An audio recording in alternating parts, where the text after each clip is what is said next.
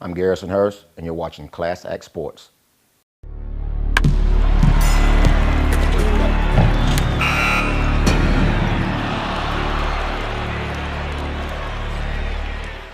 Thanks for joining us on Class Act Sports. I'm Michael Artsis, joined by a good friend. He was a Denver Bronco and a Super Bowl champion Indianapolis Colt. John Madden said that he had the hardest hit he's ever seen in the NFL. Number 95, Darrell Reid, joins us right now. And Darrell's been rehabbing his knee from a very serious knee injury. Darrell, thanks for joining us. Thanks for having me. Now, you were injured last season. You tore up cartilage in your knee. How you doing right now? I'm doing okay, just rehabbing. It's one day at a time for me, and I'm just trying to stay positive and um, just keep working, keep grinding, and try to get back to the game I love. How hard is that? How damaging was this knee injury? You had about an inch and a half by an inch piece of cartilage torn out of your knee, and you elected for cartilage replacement surgery instead of microfracture because you felt it gave you a better chance not only to get on the field but also be able to lead a comfortable life.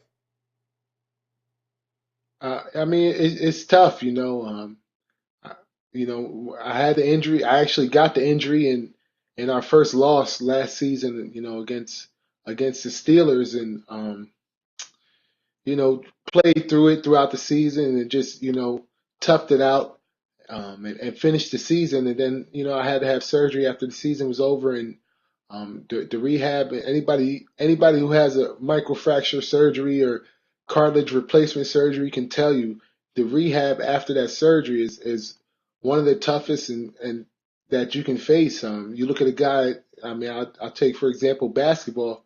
A guy like Greg Oden, I feel sorry for a guy like Greg Oden because that's the injury he had. He had, his first injury was cartilage microfracture, and if you don't allow it to heal correctly and you don't rehab enough or long enough, then you come back and you have multiple injuries. You take a guy like Kenyon Martin, who he's had two microfractures, and he continues to have knee problems off of those microfractures. I didn't want to be in a boat like that, playing the game how I play the game, and the size that I am. Those guys are basketball players. They're taller and slimmer guys, where I'm shorter and a little stubbier. So um, I didn't want to take the chance or risk it, getting a microfracture surgery and perhaps hurting my knee, or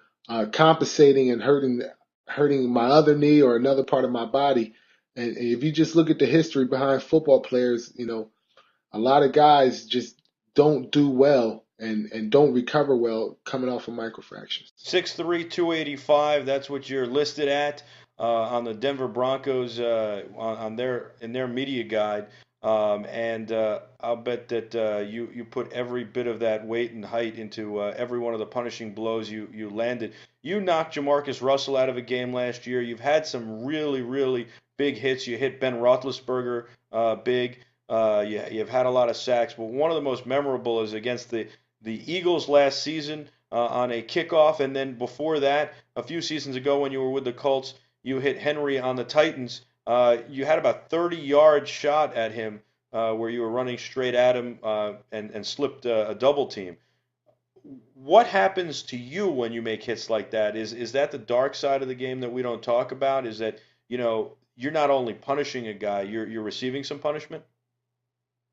Well, I mean, on the hits you mentioned, I fortunately, I I didn't receive the tougher part of those blows, but there were some hits that I've taken over my career, or some collisions that I've been involved in that definitely affected me, my body, and that I definitely felt. I got a lot of face masks laying around in Indianapolis and Denver that are all dented and bent up, and changing my helmet on the sideline, changing my face mask because it's crooked, and it's no longer usable for that game. But that's how I approach the game fortunately or unfortunately, some of those hits might be deemed illegal at this point, with the new rules. What do you So think of these new I think rules? that's an adjustment I'd have to make. It's for the safety of the game. I don't agree all the time with all the calls that are made. But it's an adjustment that I believe the players have been doing a great job adjusting to the new rules, and just trying to hit guys under the new rules. I don't want to say legally or illegally, because I don't look at it like that. I look at it as a whole new set of rules, because guys grow up learning how to play this game, and learning how to tackle, and to make it at this level. You know, Obviously guys on defense for the most part, know how to tackle. You tackle with your head up, and you try to hit a guy underneath his chin.